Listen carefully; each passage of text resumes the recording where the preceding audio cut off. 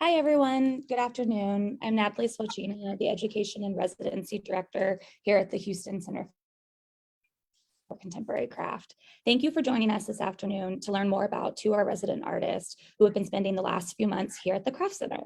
As you probably know, our residency program provides space and time for artists to work, for craft artists to work on their practice while also opening up their studio to the public. So we have two exciting talks today, and I'm very excited to have our residents here. We'll have time for questions after each talk, so please leave any questions or comments or any additional information you might want to know in the chat, and I'll ask them at the end. So we're going to get started today with Jihye. Jihye uses ceramics and mixed media to construct sculptural and installation-based pieces that speak about the role of boundaries and how they affect social interaction, with a particular sensitivity to the influence of her Korean heritage and international upbringing. Her surface decoration and forms touch on questions about how individuals are connected or disconnected through space, time, and material. She earned her BA in sculpture and ceramics from the University of North Carolina at Greensboro and an MFA in ceramics at the University of North Texas. In 2021, she received the Emerging Art as part of the Clay Houston's Award for Texas BIPOC Ceramic Artist. Recently, she was selected as a recipient of the 2022 Emerging Artist Award for the National Council for the Education of Ceramic Arts. I'm going to turn it over to Jihye now. Thank you. Hi, how are you? So I'm going to share my screen.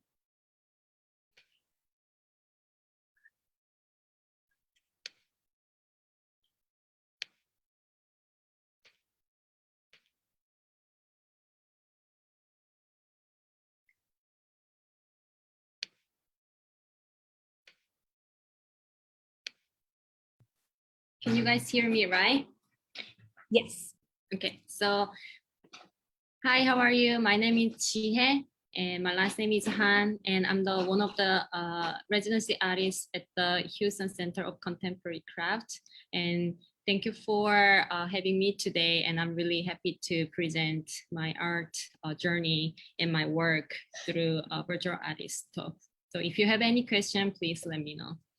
And I'm from South Korea, and when I was young, I was really happy girl, and I really love to working with outside instead of like at home. So when you look at the second picture, there is a lot of like pot. This is like Korean pot we call like ongi, and I really love to play with like Korean pot or any fabric stuff. So although this kind of like childhood picture is really important, because all this picture is I got inspiration from all my like childhood picture to paint on my pot. So I really want to share my childhood picture when I was young. And also, before start to share my art, I really want to share one of my experience. And I had double major with like nursing and ceramic and sculpture. So a lot of people ask me, and like nursing and artist is a really kind of different job. So how can you manage? But first time I thought it was really different. But when I working with the clay, I feel like nursing and clay, working with the clay is like really similar. There is a lot of similarity between those two jobs, because first of all, you have to working with people. You have to think about community. Also, you have to caring, and you have to think about like solving the problem. So for me, like working as a nurse was really good experience to working art right now. And I want to talk about installation and public art. When I graduated my MFA from Dallas University of North Texas last year, and I was in grad school, I was working with a lot of like many different kind of installation. So I really want to show some of the installation and public art piece. So My research is an excavation of my memories of culture and social boundary, which I use to explore notion of home and homeland. My sense of home has always been fluid and changing because after graduate high school, I had to move to China and for the university. And after graduate my university from China, I moved to New York and North Carolina and Dallas, Houston. So my whole life was like keep moving. So I got a lot of inspiration from nomadic lifestyle, especially this like tent like shape. So this one of this installation was like 12 foot. It was really challenging to me, but this installation explored the idea of connection, also the reality of existing in place and space. So by repeatedly tying fabric stripe together over and over, memories are sparked. At the space and form become a type of home. I really want to combine site, material, and object to elicit the question of form, time, and substance. So my two grandmother were weaver in South Korea. So when I was young, I always played with the fabric and all different kind of like yarn. So when I working with this series of installation, I cut the fabric and then dipping into the porcelain, like high fire porcelain sleeve, and then just like weaving each piece.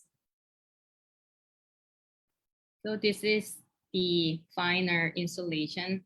I can't put my whole entire life and journey into my two luggage, and I'm really interested in the between of permanent and temporary space to represent home. So the shape of tent represents the nomadic lifestyle, the exterior of the temporary pavilion, sense of being inside, and my journey.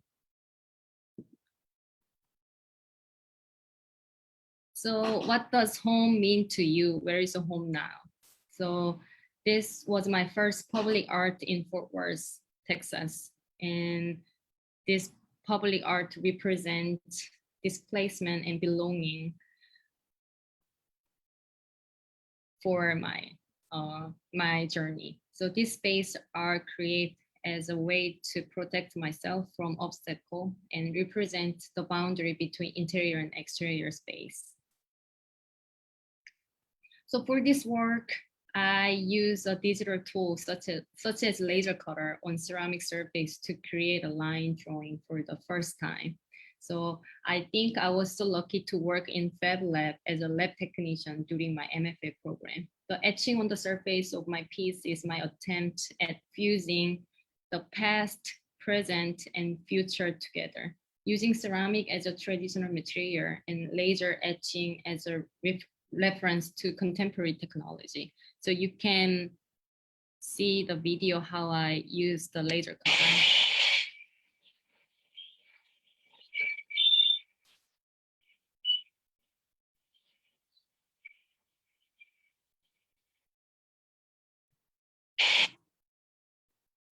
And this work piece, the size is 35 inch and 35, and experience between the East and the West. I met so many people from all walk of my life, maintaining connection with them and enriching my own life. I learned a lot about myself by seeing myself through other eyes. Also, I realized I couldn't understand who I am without the people around me. The people around me allowed me to fully express myself. And I was using porcelain panel and to connect all the panel by using the zip tie because I really want to represent my identity and nomadic lifestyle. So I really don't want to use any screw, nail, bolt, or nut. So using zip tie represent permanent and temporary at the same time. And you can see the darker line is hand painting and the lighter line by using laser cutter. So I really want to combine technology and traditional at the same time. So you can see how I use laser cutter.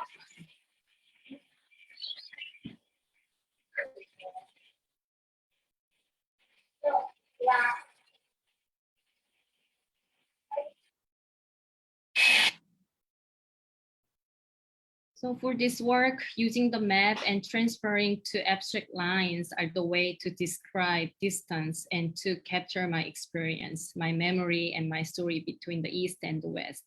Also, moving and packing are connected to my personal narrative and my experience of immigration, cultural hybridity, and cultural assimilation become part of American identity.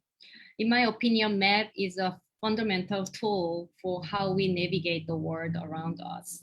Maps show us where we are, where we want to go, and where we have been. And I really want to share the illustrative drawing and color. This is like after graduate my MFA, I working with a lot of like drawing and making pot recently. And I want to show some of my inspiration for drawing and color before looking at my work. And my dad always bought a series of these Disney cartoon books, Korean folktale books, and all kinds of books when I was little. So I read all the books that I could get my hands on since I was young. When I read a cartoon or folk art, folktale, I'm not only looking at the text, but also the image and color between object and all the other elements in the panel. Especially, I love Toy Story and then Alice in Wonderland because of I love their color theme and the composition. Also, one of my biggest inspiration is like minhwa, like Korean folk art. So the color, and then there is a lot of like nature, flower, and animal. So there is like a lot of symbolic each of like element. For example, like flower meaning is like good fortune or something like this. So minhwa is one of my biggest inspiration. I want to transfer my thought into shape with line drawing. For this work, the form and shape I intended to create are based on my inside of the human body, mirroring the interior and exterior structure. Also, the drawing represents the combine between the most traumatic episode in Korea and my own experience. So the memory of sound, body language, space, and time of conversation become tools for my expression and emotion. So this was my first piece to using drawing on the 3D surface when I was grad school. So do you guys think pink for girls, blue for boys? I always play with Barbie doll and paper doll. I was always really attracted to and love the color pink, but I think I wanted to know what it was about. Why am I attracted to it? It can just be that it symbolizes passive like prettiness. So this work trajectory seek to reflect often feminism and former aspect of color and its association with society. So what does it mean to be a woman in the contemporary? What determines and who control the line between right and wrong? I was so happy when I was working on this piece. Drawing and all different color made me really happy. This work captured the moment between playing for fun and competitiveness with other people. I'm thinking about just pure passion and for playing and innocent happiness.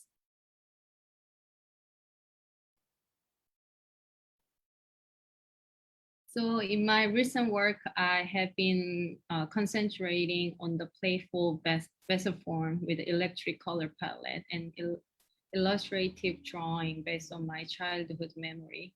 Childhood memory and experience have developed aspect of who I am now. When I was little, I was able to adapt to my surrounding as play area can be anywhere.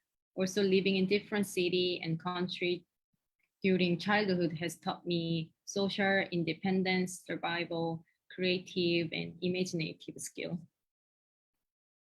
So this piece represents my high school life. So when you guys look at the red backpack, it's like when I was like a high school student, I studied so much, like for example, like 6 a.m. to 11 p.m., something like this. So it's really hard to concentrating on just like studying. So I was always thinking about like cartoon or just like animals. So this work represents my high school life in South Korea. Also, this piece is one of my favorite of my work, and this piece theme was like insomnia. After making this shape, I was thinking about like what kind of image should I put it. I was just like thinking too much, and then I couldn't go to sleep, and I start to counting sheeps, and I think, oh, that will be nice to making story for this work. So when you look, when you guys look at the top, it's like I make my own imagination world. Also, this piece is represent my identity because I was born in tiger year. So I tried to make the tiger character. And then when you guys look at the dinosaur, I got inspiration that moment based on my experience and memory. When I was young, I really love dinosaur. But at the same time, I'm really afraid of dinosaur as well. So I always making some cardboard box and then cardboard box to put on my head and try to copy. I tried to want to be a like dinosaur to be strong. So I still remember that moment, and then I tried to make my own story on this shape. So this is my email, my website. This is my Instagram ID. So if you guys have any question, please let me know. And thank you so much.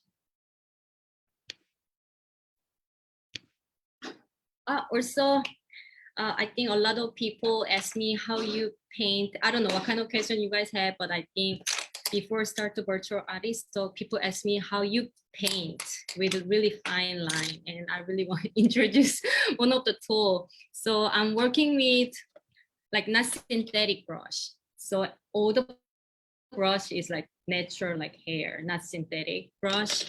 So this is kind of synthetic. It's really hard to apply because you can see a lot of like brush stroke. And then the medium size, kind of, I like this brand. I don't know if you guys see.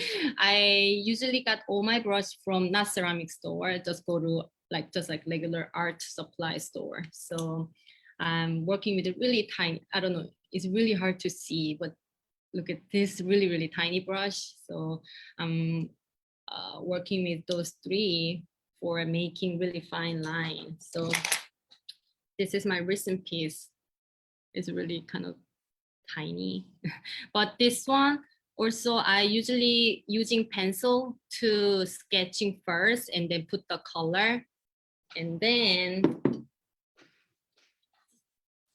the last stage will be put the black outline. So you can see here is no black outline, so you can see the difference. So personally, I really love to using black outline for all my work. And this day I'm making not big sculpture. This time I'm making kind of, I'm thinking about making insulation work. So all my part is like smaller size and different shape. And this is a really traditional like shape too, but I want to put the contemporary like illustrative painting. So you can see the like screen on my background, and I really want to paint, and then I want to install like this. That's why I'm working with like small size for now. And yeah, if you have any question, let me know. Awesome. Thank you so much, Jihye. That was wonderful to hear about you and your practice and how it's built over the years. If you have any questions for Jihye, please drop them in the comments.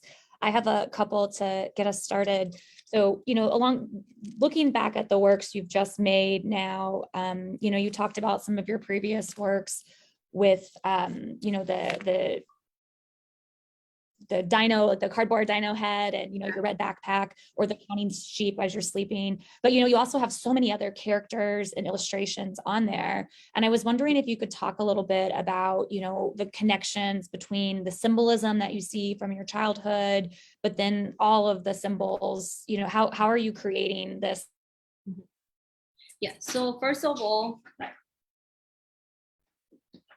this is one of my biggest inspiration book. This is like always, if my brain is so foggy and then I don't have any idea about like color combination, always like I just like not copying, just like look at the like composition or just like color theme. This is like one of my always biggest inspiration, like like cool tone, warm tone, and the composition, and there's a lot of like animal and the furniture things. So always, if I want to refresh my brain, I always I always have this book all the time, 24/7.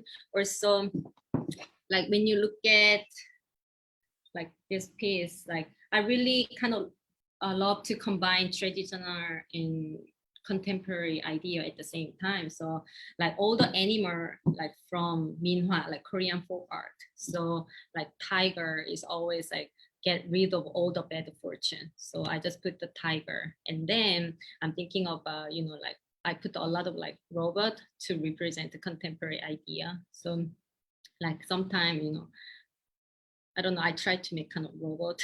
It's like human. So like all my character is like based on my childhood picture. So this like image, like we have like small rabbit when I was young, but my mom really hated it, but I always grab this way. So my mom sent me this kind of funny picture, and then I remodify to make my own. And like even this one, you can see when I go to the like kindergarten, I try to put all all the toy, but sometimes I never opened my bag, so all the toys like fell down, fell out. So I have something like this kind of like memory and picture, and then when I look at the picture, I really want to combine this like image, and I want to make my own character and building it up some animal from minhwa.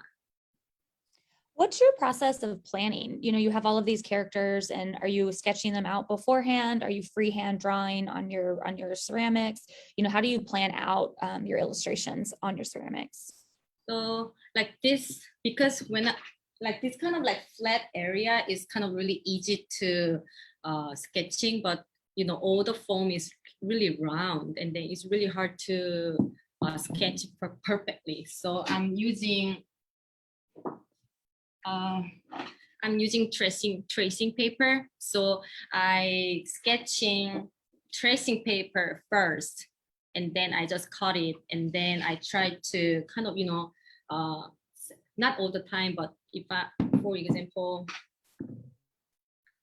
like something like this, I sketching this dinosaur like on the tracing paper, and then I kind of look at the composition, and then if I like it, I just resketching on the pot, because I think tracing paper you can see through, so you can, if you wanna like layer a lot of like image, it's really easy to understand. Like for example, yeah, there is like couple dog, but if I kind of, I'm thinking about there is like waiter, so I'm thinking about the layer this like plant kind of relationship of those three elements using tracing paper to kind of overlapping, and then when I look at the composition, is I like it, and then I just like sketching on the pot.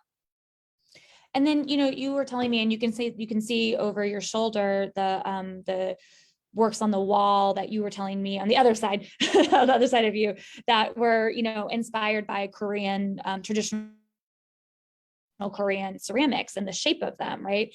And so how are you selecting your shapes? Each pot you've showed us right now has had a different shape. Does the illustration inform that? Are you looking back at other types of ceramics from Korean history in the past, or how are you selecting the shape of the ceramic with the illustration? I think this shape is really traditional shape for the liquid, like alcohol, like bottle. So this is definitely I research about like traditional shape of pot.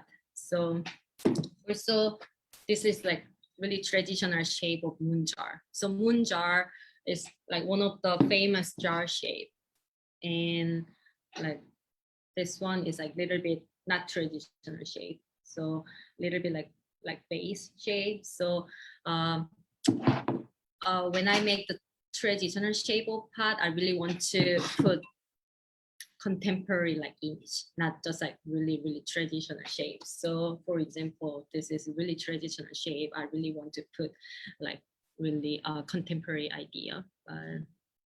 Also this like landscape from Minhwa, but I using the pop color scheme. So it looks like really traditional way. I love this juxtaposition that you're doing within so many of your works between, you know, traditional and contemporary. You know, you see it in your weavings, even your work, that your fiber work, where you slip in it, this like, you know, thick form, it makes it really rigid with a fiber. So it's really interesting to see this contrast. And, you know, I love the laser cut pieces that you're using that you used at the UNT studio. And it reminds me of our resident, you know, earlier this year, Naomi, who was also, you know, using laser cut and really these mixed mediums and materials. And, you know, I know you've also worked on some collaborations with her. And I was wondering if you could talk a little bit about that collaborative process. Yeah, I think, first of all, like UNT has really good facility for the fabrication area. So I'm really glad, you know, I was, you know, working at Fab Lab. And one of the strongest, I think one of the strong thing at the Houston Center of Contemporary Craft is like you can see you can work with another artist, you know, not only ceramic artists. We have like mixed media artists, interdisciplinary artists, and you guys gonna get a lot of like inspiration from another artist, and then you guys can meet a lot of artists based on like Houston artists. So there is a lot of opportunity to work with another artist. So Naomi Pearson, we graduated same grad school, and then she is the former residency here, and she is always one of my inspiration from my friend as well. So we always talk about, yes, we really have to collaborate each other, and I really love her work as well. So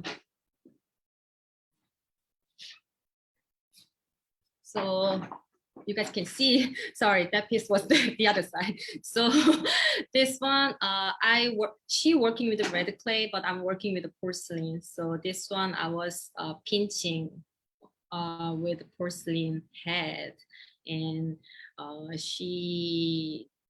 when you guys look at her work, she making a lot of like texture and then kind of scallop shape. So I make the shape, and then she kind of little bit modifying this like hair area, and then she put a lot of decorating. So this is one of our collaboration work, and I was really happy. And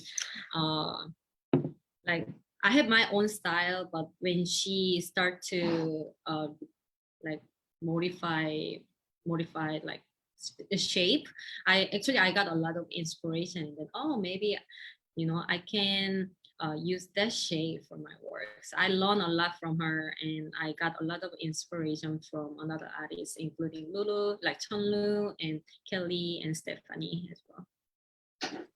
Well, awesome. Thank you so much, Jihye. If anyone has any additional questions for Jihye, you're welcome to drop them in the chat, and we can circle back around to her at the end of our next talk. Jihye, thank you so much for sharing about your process and your practice. She'll be here until the end of August. So you have a month and a half to come visit her studio and check out her work. So thank you so much, Jihye. Thank you. So for our next talk, I'm going to switch our focus to ceramic artist Chenlu Ho. Originally from Shandong, China, Chenlu uses storytelling to combine concurrent and overlapping stories and create a kaleidoscope of all things cultural, taboo, territorial, and unforeseeable. She endeavors to capture a sense of darkness in her work by reframing, distorting, and highlighting the messiness of this combination. Incorporating a variety of media and forms, such as ceramic sculpture, drawing, industrial materials, video, and alienated figures, she employs the visual culture of folk tales as a core vocabulary. She enjoys setting up unconventional and absurd relationships between craft objects, moving images to suggest new and different possibilities. She currently resides in Providence, Rhode Island. She received her BA, concentrating in design, from the Jihye Academy of Fine Arts in 2012, and her MFA, concentrating in ceramics, from the Rhode Island School of Design in 2019. Her work has been shown in the United States, Mexico, China, Korea, Taipei, Taiwan, and the United Kingdom. She had a solo show in Taipei, Taiwan in 2021. Chenlu, I'm gonna hand it over to you. Okay. Awesome. Hi, everyone. Can you hear me all right? Yes. Okay, great. We hear you and see you. Okay, and I'm gonna start to share my screen.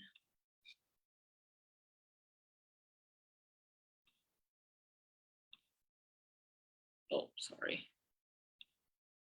Oops. Sorry. You're fine. Start from here.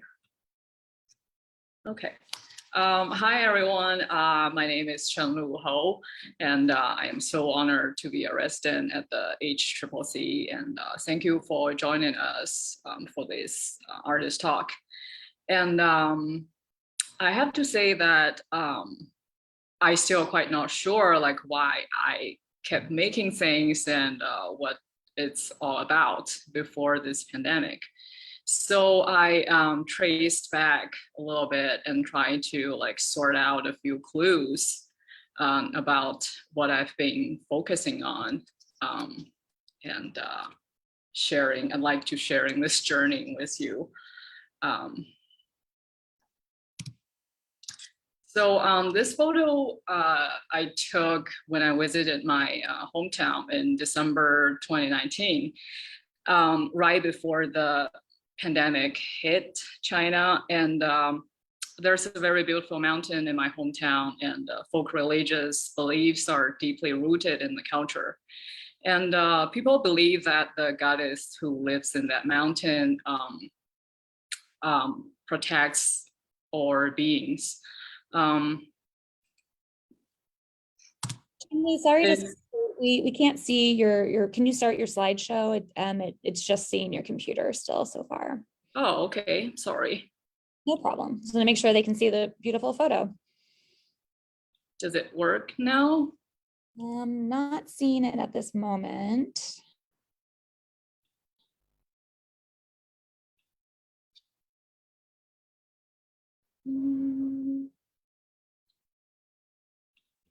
All right, can I?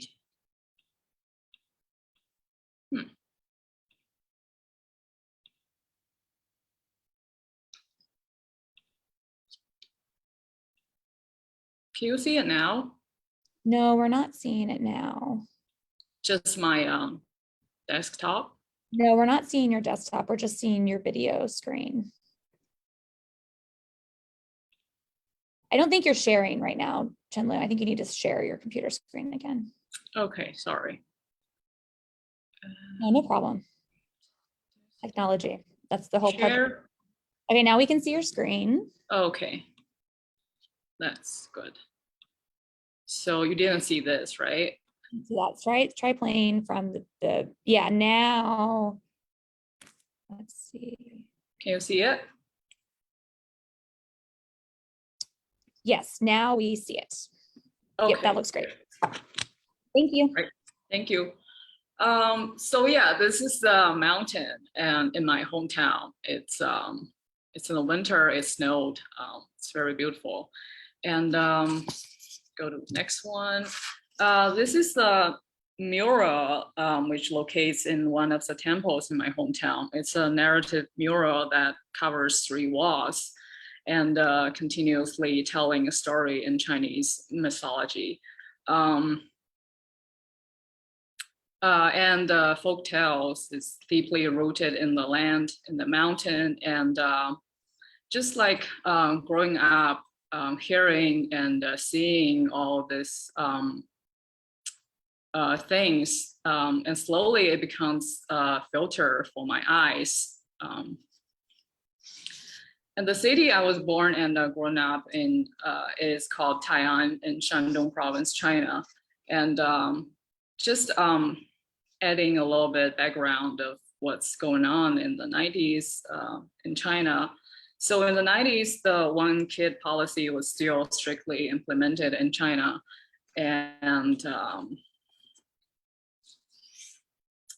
the economy started to boom, and every facet of society changed drastically. It feels very surreal. And people seem to have more money to spend. And foreign movies are more accessible than ever before. And yes, they are illegal and pirated.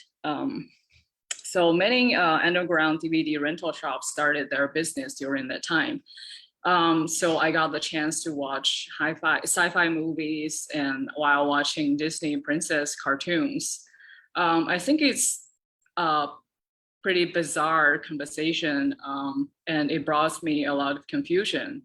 It's like religion brings fatalism, yet sci-fi fantasies have led to rebirths. With all this confusion, I started my journey.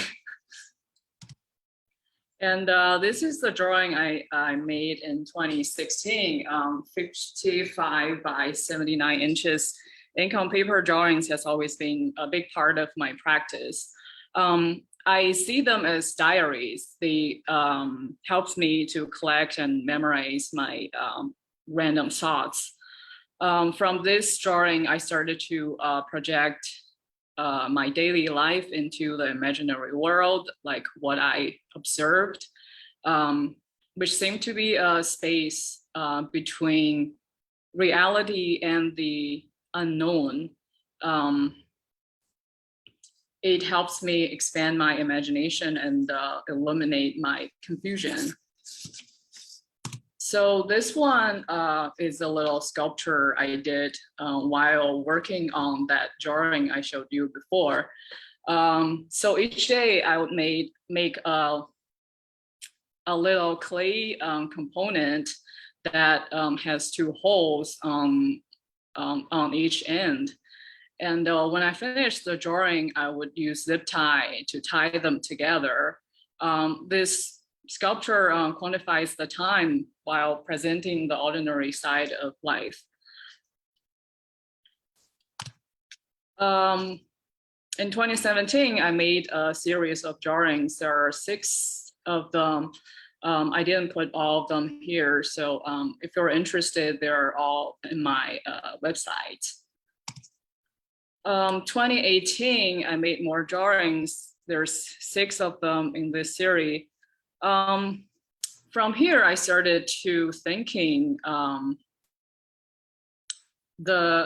thinking another way to keep building this imaginary world, which is seeing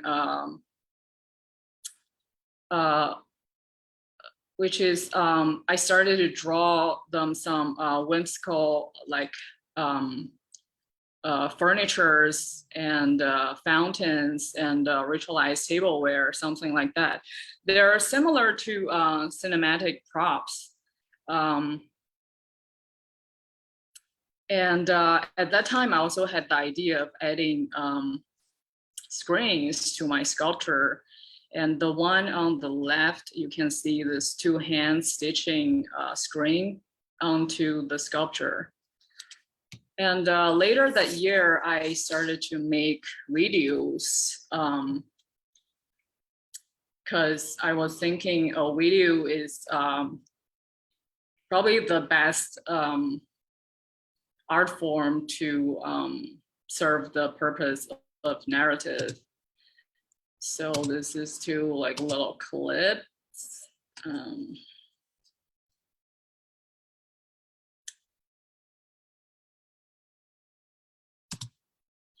And from here, yeah, you can see I made the screen.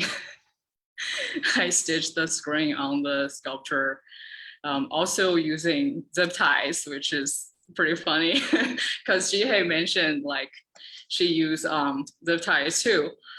So yeah, this is the installation I made in 2019. And the yellow part on the sculpture are little screens for holding the moving image. When the lights off, it looks like this. And here's a little video to show you what does it look like.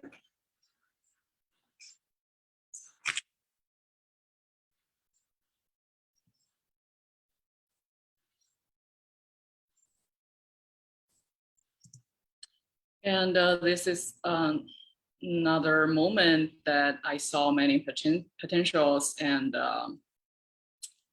it kept me engaged in this past and kept me wanting to keep exploring. And you could see as the face expands, it illuminates the drawing and the wall. As the face shatters, the shatters on the drawing on the wall and the sculpture. So each element in that installation is connected by the moving image. It becomes an immersive experience when the video projection is on. The sculptures carries the purpose of narrative, and they started to have a conversation with each other,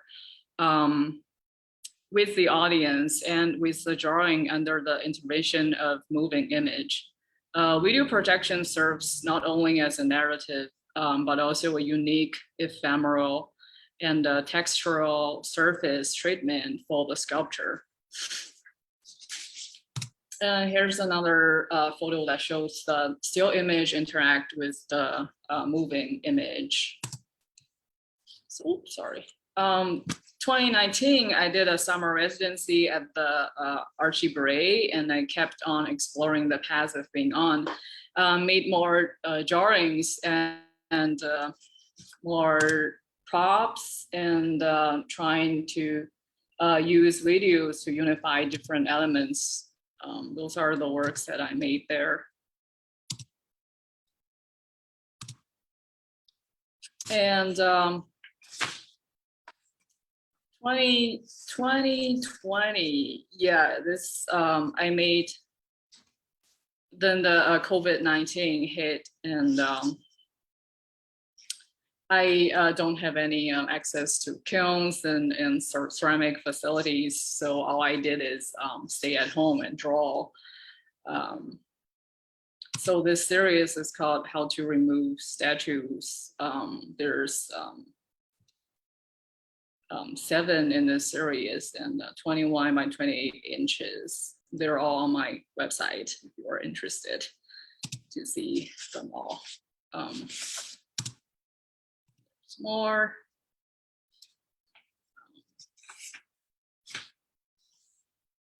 And COVID-19 made me experience homesickness for the first time, I think, because I haven't been able to visit my family, and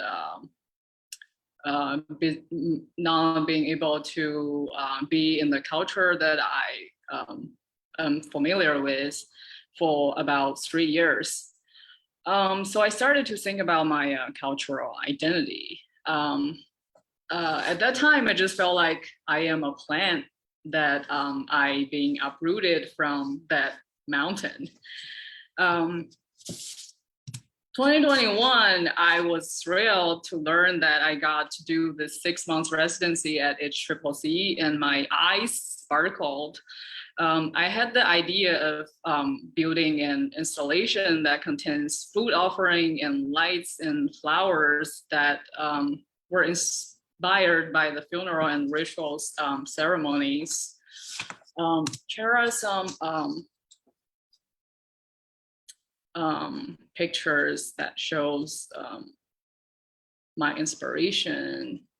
On the left is a paper sculpture that people use for different kinds of ritual and funeral ceremonies. On the right is a flower bond. It's made with flower doughs, and it's also used for all different kind of ceremonies and festivals. This is the thing that I made during this residency. So I started to integrate lights into my sculpture because lights are always part of the ritual component. And another practical reason for adding lights to my sculpture is to let the sculptures illuminate itself. Because sometime when I had the installation, so the room needs to stay like relatively dark to show the video. But then it makes the sculptures hard to be seen. So I'm thinking like adding lights to my sculpture is a better way to show both. And this piece is going to be a chicken nuggets holder. When I'm thinking about the food offering for this installation, I think about the unhealthiest and most commonly consumed junk food. I think they're part of the pop culture and they're food that I saw in movies and in cartoons when I was a little kid. And to me, they represent something that seems to be the most joyful thing or the best thing in the world. But then truly, like later you learn that it's a fraud. And by doing that, it also added a sense of humor to this installation, which it's a thing that I really enjoy to do. So this piece is gonna be a donut holder. So there's gonna be more donuts going on the spikes. And it has another function, which is hiding the mini projector. So next one, here's a little video I took.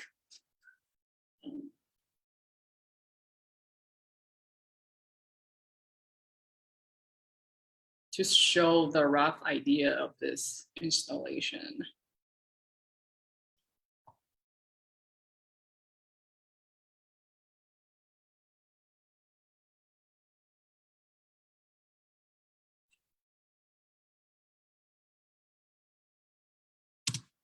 And yeah, and the video you just saw, the video is animation that I made 2021. It's 4 minutes and 32 seconds long. And it's based on a folktale about the sensitive mimosa plant that has this magic power to turn people into invisibility. So this girl in the video harvested a mimosa plant and consumed it, become invisible, and take off on her journey of exploring her own fear. So this installation work that I've been talking about and I've been working on since I got here at HCCC is not finished yet, but I am very happy with what I have done so far.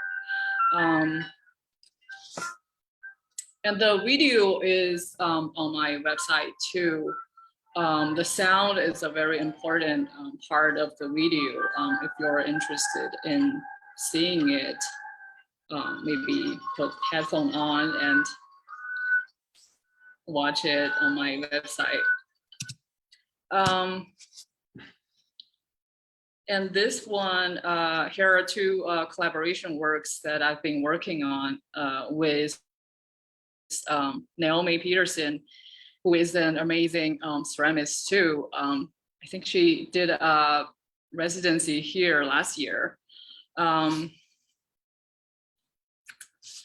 Mama Possums.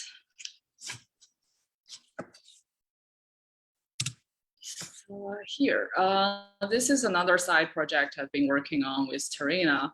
We designed a puppet making workshop for Handsome Houston.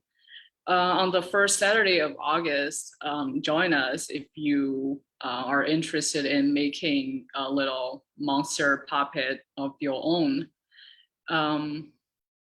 Yeah, this is my this is my this is all the things that I wanted to share with you, and thank you again to HCCC for having me here, and I am really honored to be part of the community and get to know and work with other amazing artists and staff here. Thank you very much.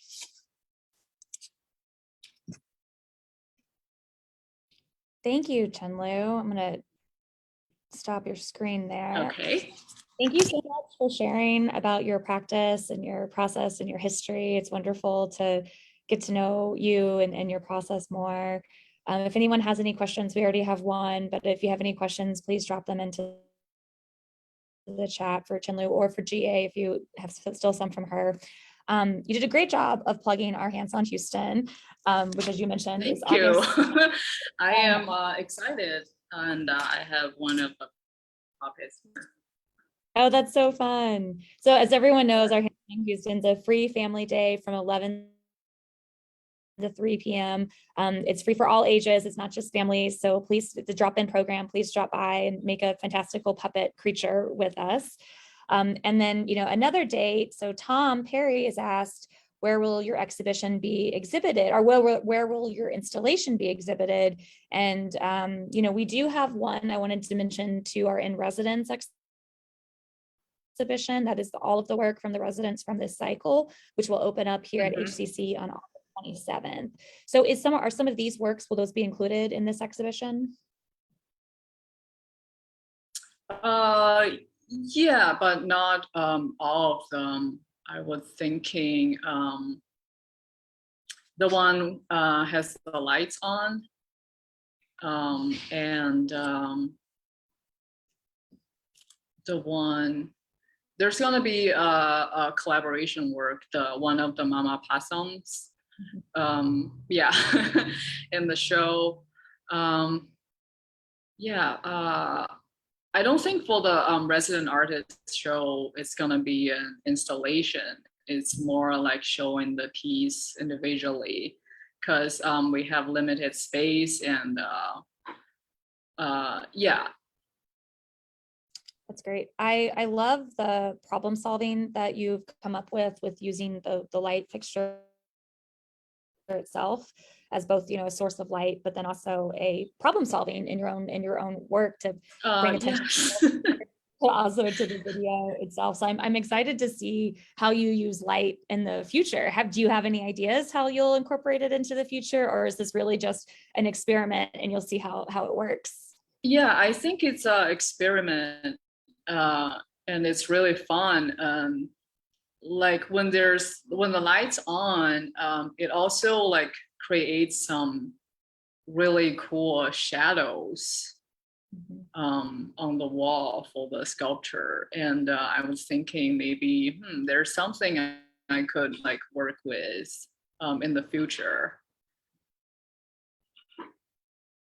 Great. Something else with these works that I've noticed is you've added so much color with the glaze. And if you look at some of your earlier works, you had some color on them, but not as much of this color explosion. And I thought maybe you could talk about that addition of color to your works now.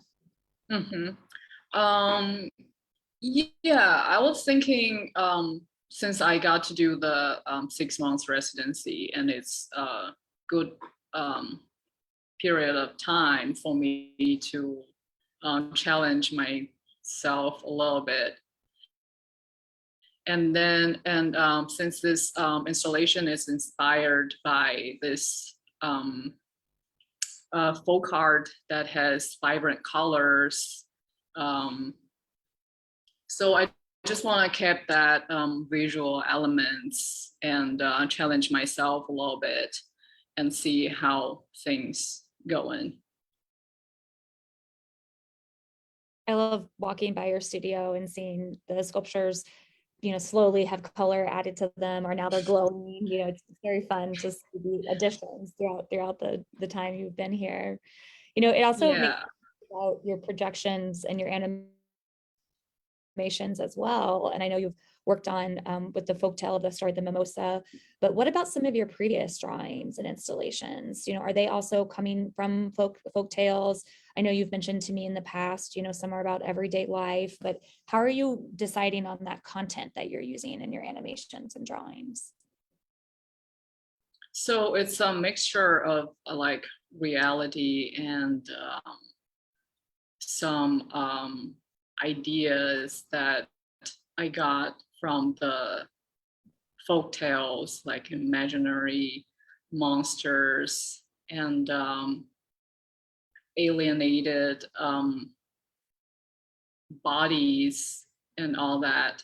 To me, I think making those drawings is a way for me to escape from the reality that I was in and let my emotions and confusions out. Yeah, that makes sense. Mm-hmm. So what are your plans after the residency? After the residency, I'm planning on moving back to Providence, and because I need to start to teach at Connecticut College at the end of August. And I think for the rest of this year, I'm gonna focusing on drawings. Mm. Yeah, that's my plan. That's great. It's so fun to see how artists overlap and how artists collaborate and have sometimes shared themes.